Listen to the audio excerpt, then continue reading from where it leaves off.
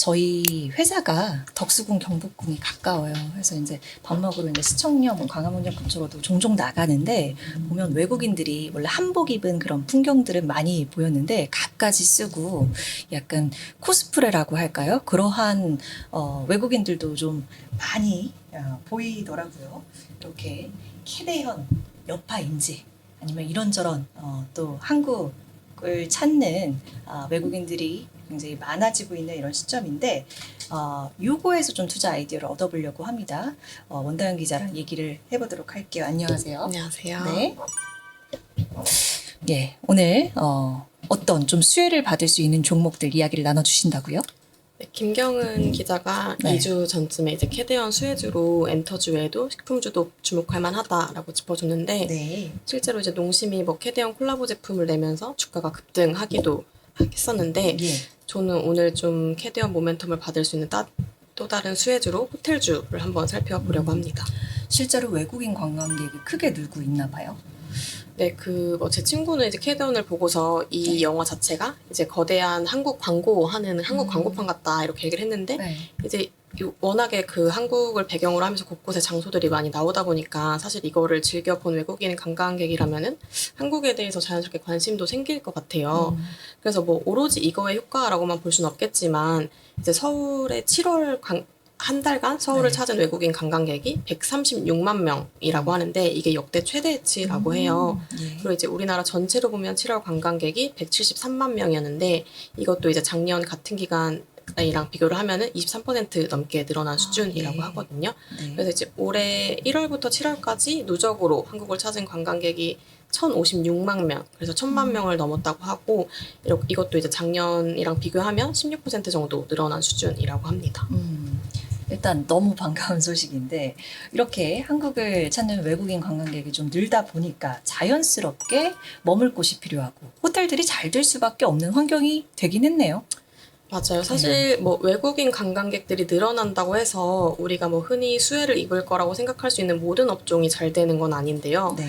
뭐 면세점 같은 경우에는 사실 관광객이 늘면 잘 될 수 있겠다 이렇게 생각해온 업종으로 꼽히긴 했지만 최근에는 좀 이게 맞지는 않다고 해요. 왜냐면 이제 원래 외국인들이 이제 면세점에서 많이 그런 쇼핑을 하던 그런 거에서 소비 패턴이 그냥 이제 진짜 우리나라 사람들이 가는 뭐 올리브영이나 무신사 이런 데를 찾아서 더 많이 소비를 한다고 하거든요. 예. 이렇게 소비 패턴이 변하면서 이제 면세점 같은 경우는 사실 지난 7월에 그렇게 외국인이 늘었어도 매출은 오히려 줄어들었다 이렇게 통계가 나왔는데 사실 호텔 같은 경우에는 오히려 좀 반대 그런 패턴이 나타나서 좀 수혜를 볼 수 있다는 기대감이 나오는 게 원래는 이제 좀 외국인 관광객들이 좀 단체로 우리나라를 찾아서 좀 저가의 호텔이나 뭐 게스트하우스 이런 데 좀 묵었던 패턴이면 요새는 점차 이제 우리나라에서 이제 경험을 중시하는 여행으로 바뀌어가면서 이제 중고가 호텔을 이용하는 그런 비율이 늘고 있다고 해요.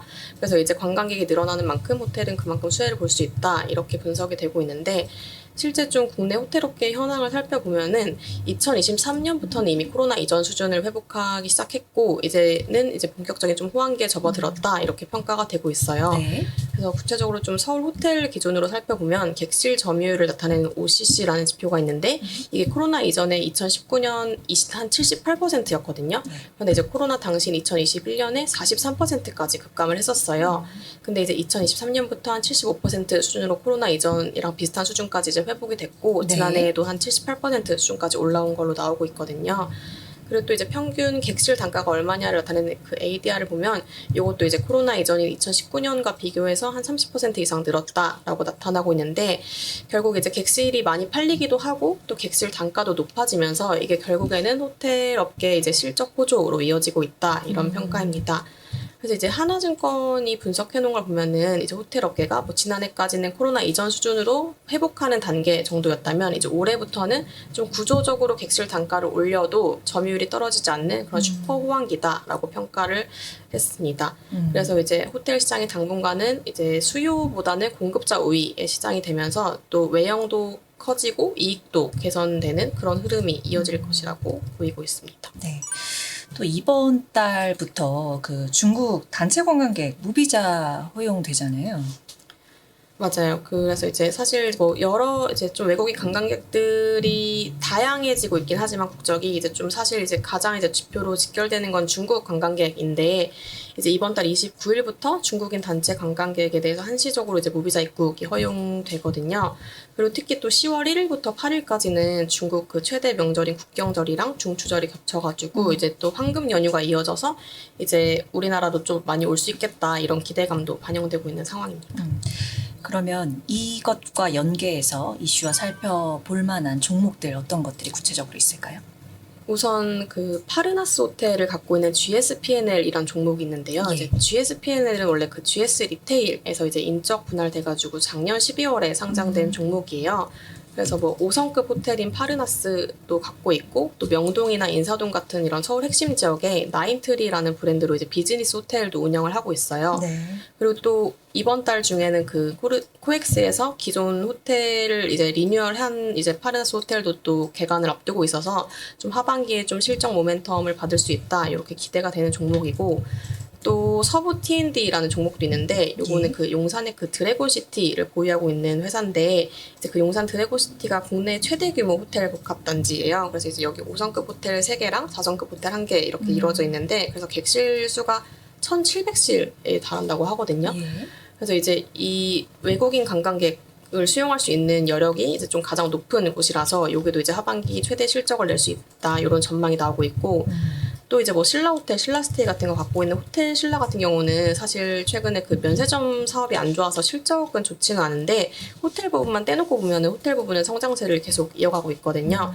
근데 이제 이번 달 그 중국인 단체 관광객 무비자 입국이 시작되면 또 이제 좀 호텔 신라도 또 모멘텀을 받을 수 있을 거다 이런 기대가 나오고 있고 또 상대적으로 좀 더 잘 아시는 이제 카지노 사업도 같이 영위하는 뭐 파라다이스나 롯데 관광개발 이런 것도 이제 좀 실적이 기대되고 있습니다. 네.